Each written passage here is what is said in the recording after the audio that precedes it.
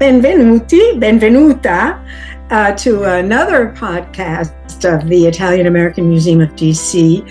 Our programs focus on the contributions of Italians and Italian Americans to the United States in celebration of this year's 250th anniversary of our nation's independence.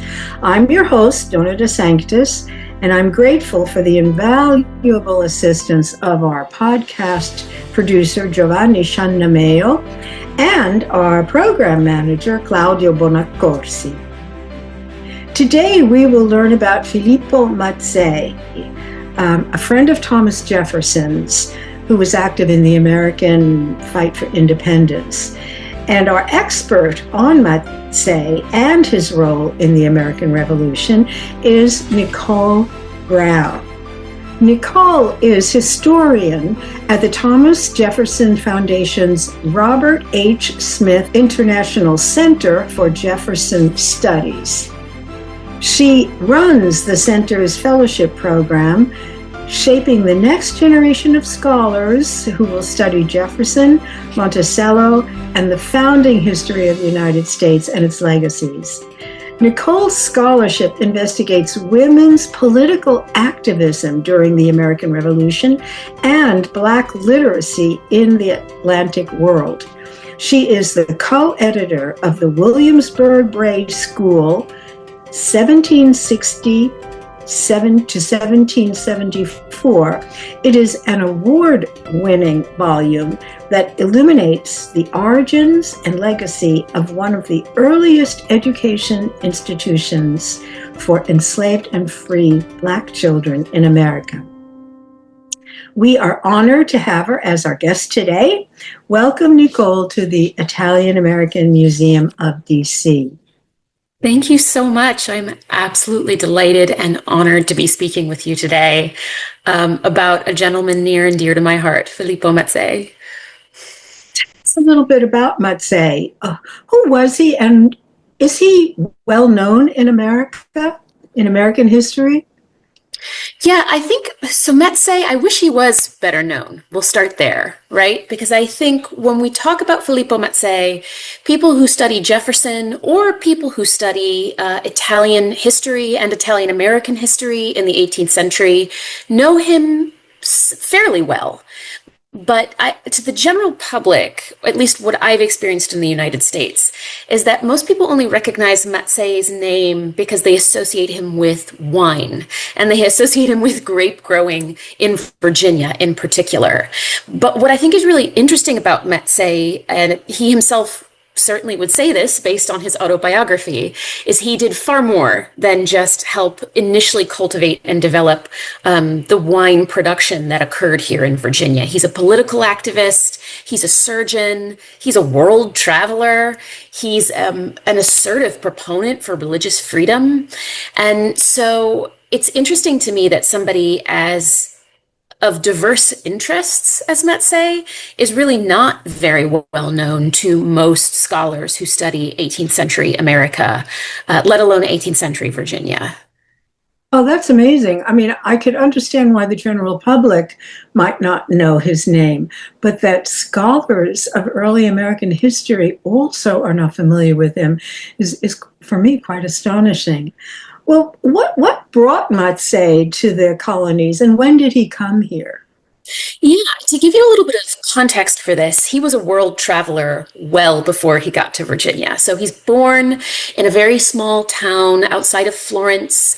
He goes to Florence to study at the Ospital Santa Maria Nuova as a surgeon. He's later expelled from that school. We can talk a little bit about why that happened.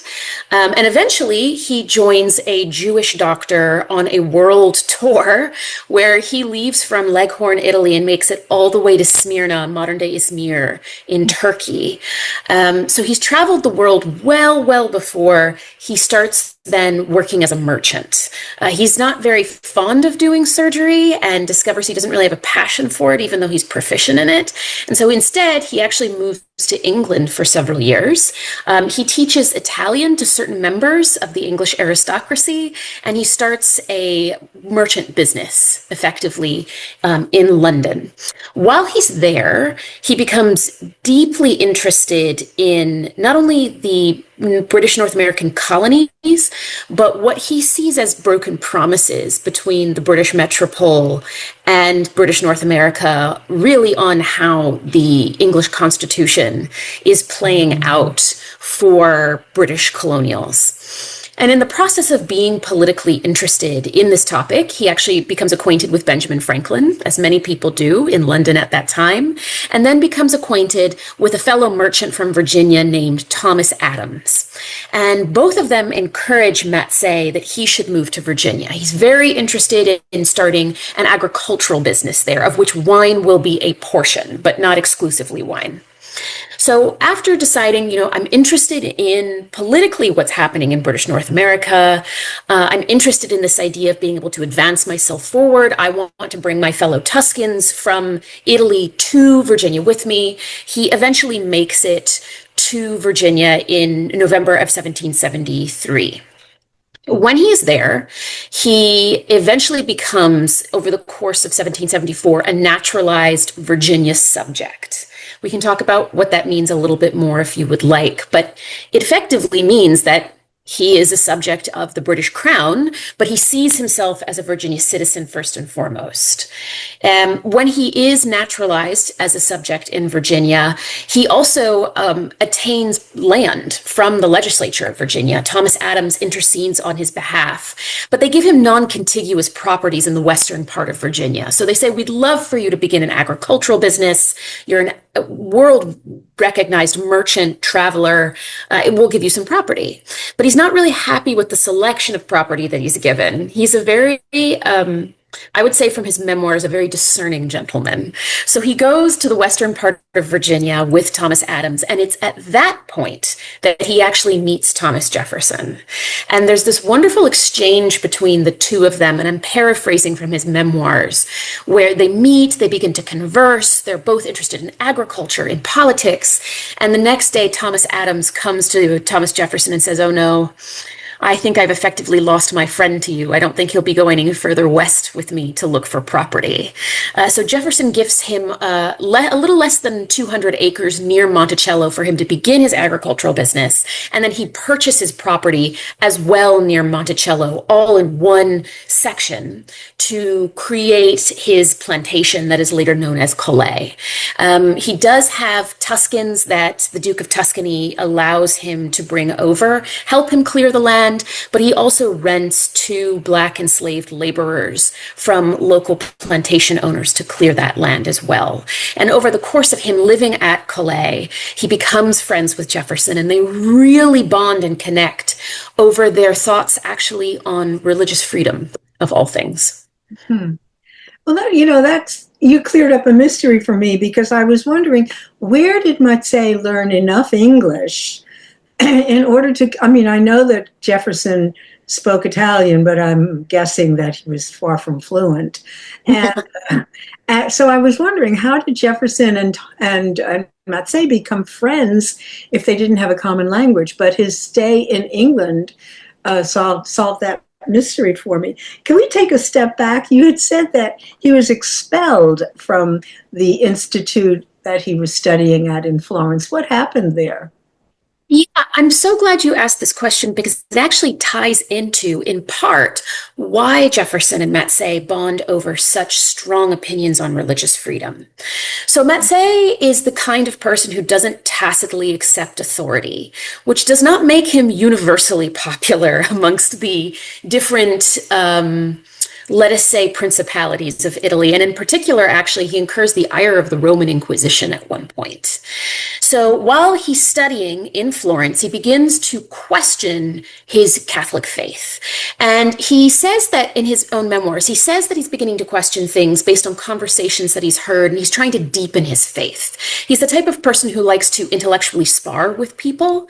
But unfortunately, what happens is, after meeting with several fairly prominent religious leaders in Florence, a member of the Roman inquisitors comes to interview him. And that does not go well. Eventually, this comes to a head, and several historians have argued this, and I agree with them, that he's studying at the Hospital Santa Maria Nuova, and he commits a venial sin, according to the Catholic Church at this time. He breaks his fast before receiving communion. And what he does is he drinks julep water. He drinks julep water because he's not feeling well. But another member of the hospital reports him, and they expel him. And the argument that has been made both in the memoirs and by other historians is that this very, very minor offense, which even the head sort of principal Catholic leaders in Florence agree is a minor offense, was blown out of proportion because he had already been seen to be questioning the Catholic Church. So he's allowed to continue studying surgery at the hospital, but he's not actually allowed to study in an official capacity. So he's able to acquire his license as a surgeon, but he's not actually allowed to really actively work at the Hospital Santa Maria Nuova. He also very early on, it's really quite interesting, the first time he goes to Florence is questioning the idea of, I think, religious toleration is how I would word it. He describes in his memoir a very vivid memory. He's a very young man, and he's in the Jewish ghetto of Florence, and he sees a Catholic man throw an older Jewish man to the ground. And he describes himself as taking out his sword and taking the flat of the sword, so the non-lethal side, and hitting this man to the ground until he leaves this Jewish man alone. So he has a really ingrained sense of right and wrong. He has a really ingrained sense of questioning authority. All of these things come to bear when it comes to his expulsion.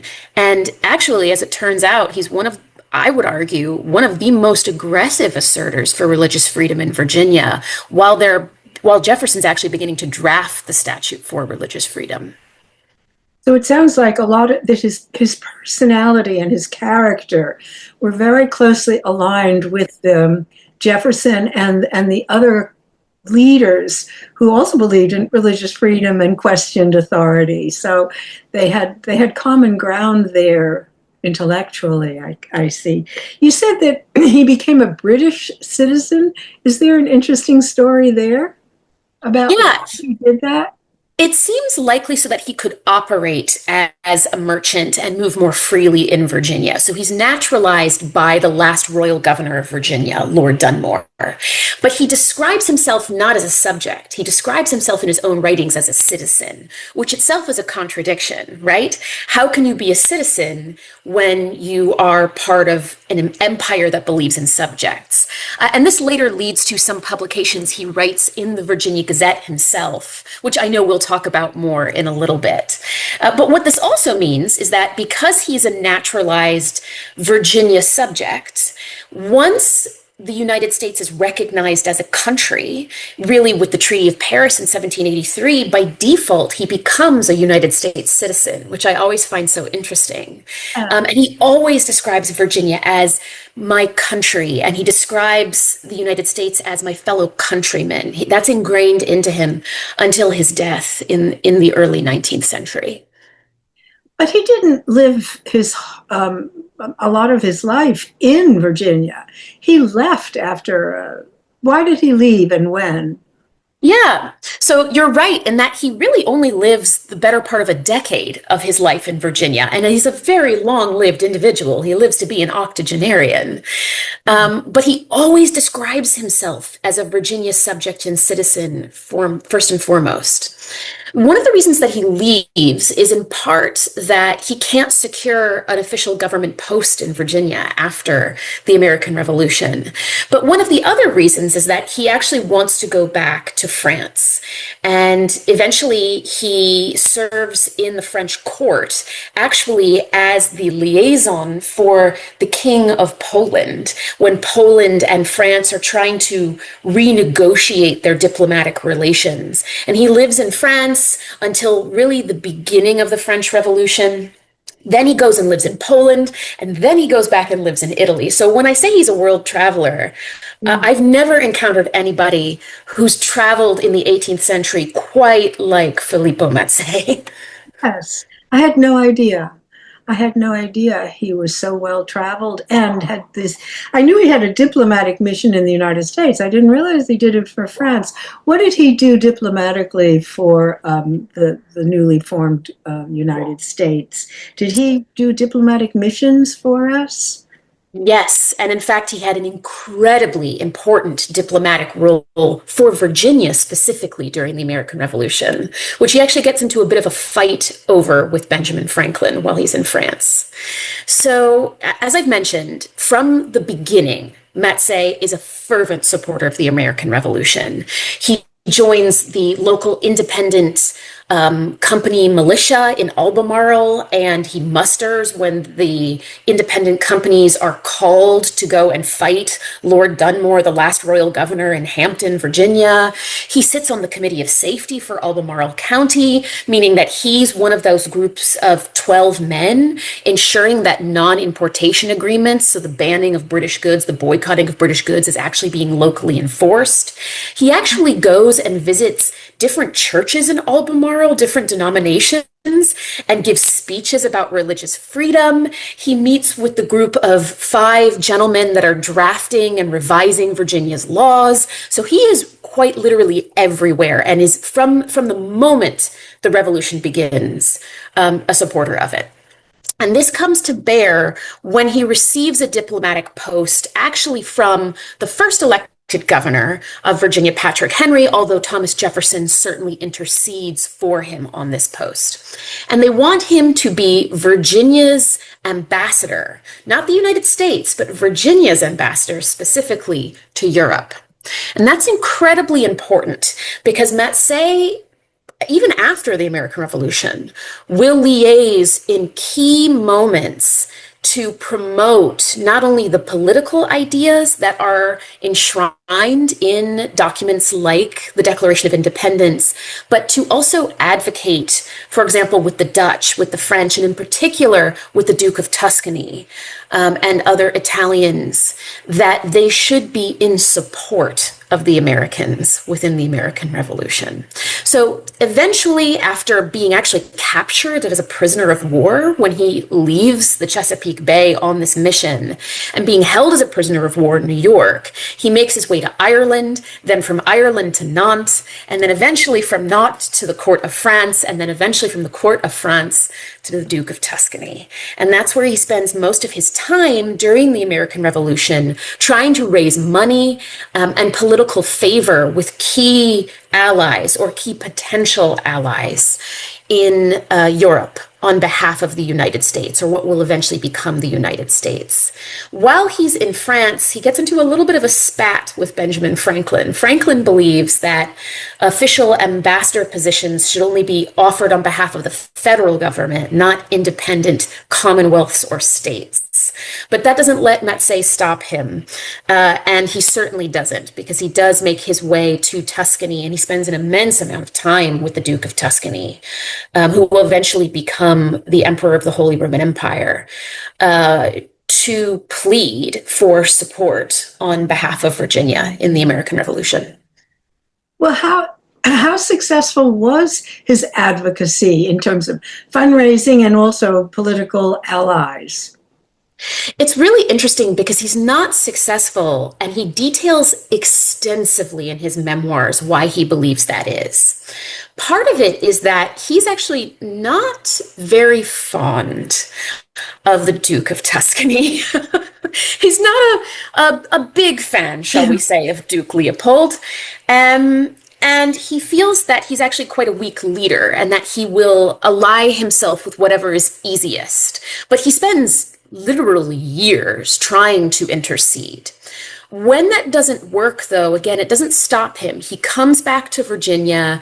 They thank him for his service. They offer to pay him for his service, even though he was, quote unquote, not successful in collecting funds. And then after that, he goes back to France, and he spends an immense amount of time with Jefferson in France when Jefferson is the minister plenipotentiary from the United States to France. I would argue that actually one of the most important things that he does as a diplomat for the United States is not just interceding with the Duke of Tuscany during the American Revolution, but it's actually a book that he writes and publishes.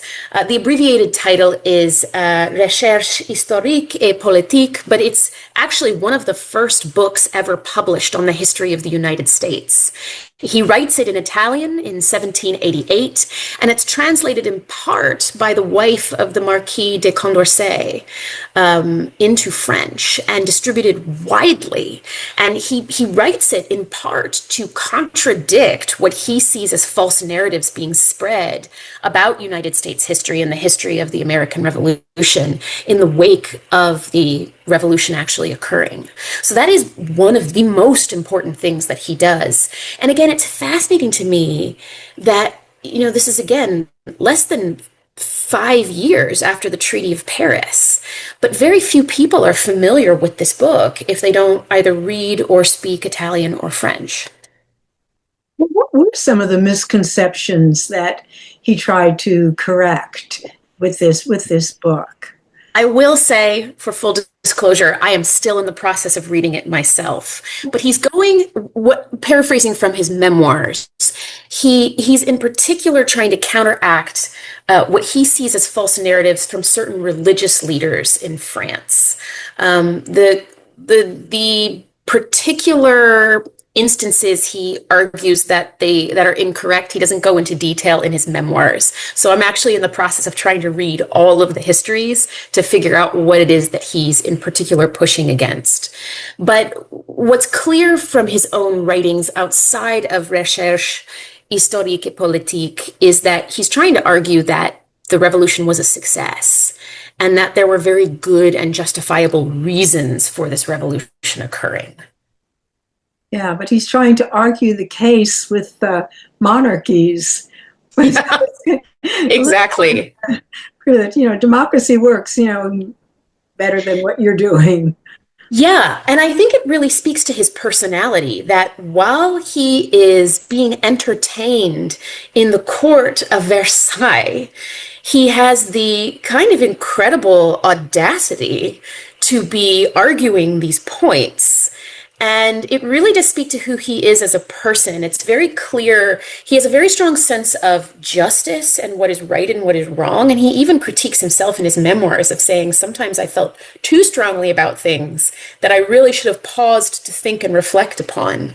But I think it's an incredible testament to him as a person is that it might have been easier for him to not publish this book at all, but he reaches out to Jefferson and says, do you think I should do this? Jefferson says yes, as do several other people.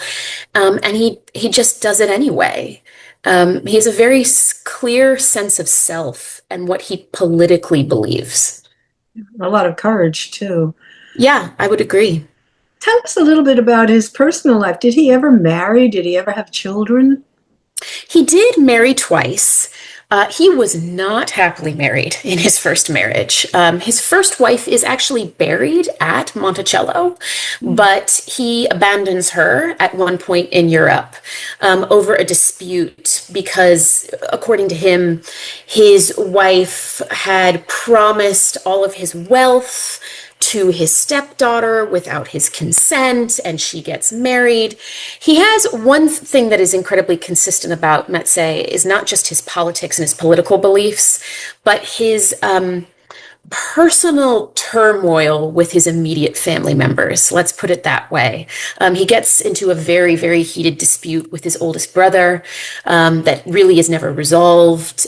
He feels very strongly when he believes he has been slighted personally. He does eventually marry a second time, and he does have a biological daughter through that wife named Elisabetta, and several grandchildren as well. But both descendants of the biological daughter and the stepdaughter still live to this day. Really? So there are descendants of Mazzei. Are they living in Virginia, or they're just spread around the United States? I do know of at least one descendant of Mazzei's stepdaughter who actually lives in Virginia and came to visit the Thomas Jefferson Foundation recently. Oh, whoa. Oh, yeah. Interesting. Is there any evidence that we know that Mazzei in his writing said something to the effect of all men should have equal opportunity, are born free? Is there any connection with that phrase of Mazzei's to the Jeffersonian Declaration of Independence phrase, all men are created equal? I'm so glad you asked this question because I've spent a great deal of time beginning to explore this question. And one of the things I will say is, yes, there is an argument that Jefferson, Mazzei, and George Mason in particular are all really riffing off of the same ideas from John Locke. And so I decided for our conversation today, I would do some research and go straight back to the sources so that I could get some more information for you on this question.